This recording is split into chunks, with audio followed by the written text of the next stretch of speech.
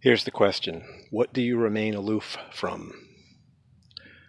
What do you remain aloof from? Let me tell you a story about the Essenes. During Jesus' era, the Essenes were aware that the high priesthood had been polluted and it was no longer in the lineage of Aaron and Levi.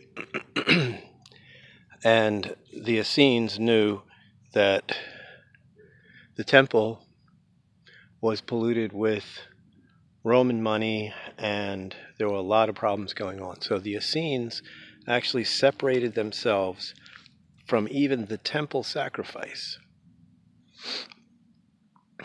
And if you know your history and you understand the writings of the Essenes, if you read the Community Rule and the Damascus document in the Dead Sea Scrolls, I recommend the Dead Sea Scrolls by Geza Vermes, the Dead Sea Scrolls in English.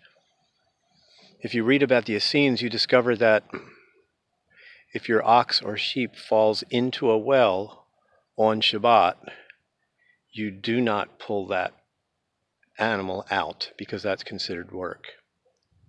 When Jesus is in the temple teaching, the Essenes are not allowed into the temple because of their aloofness, their separation. Jesus actually refers to the Pharisees as the good guys that you should follow. The Essenes remained out of the temple. They remained aloof.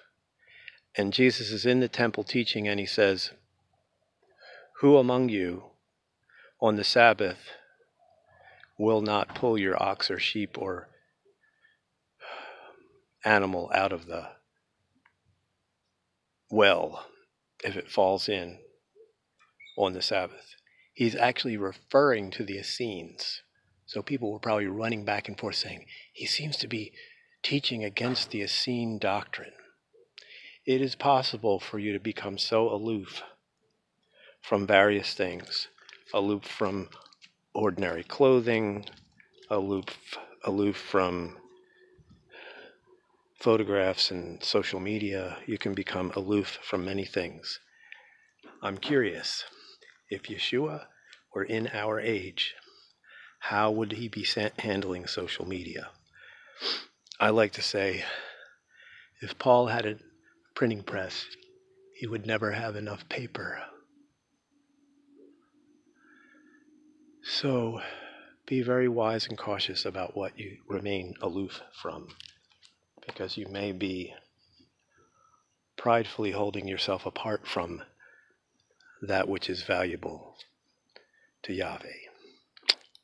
Discern, discern.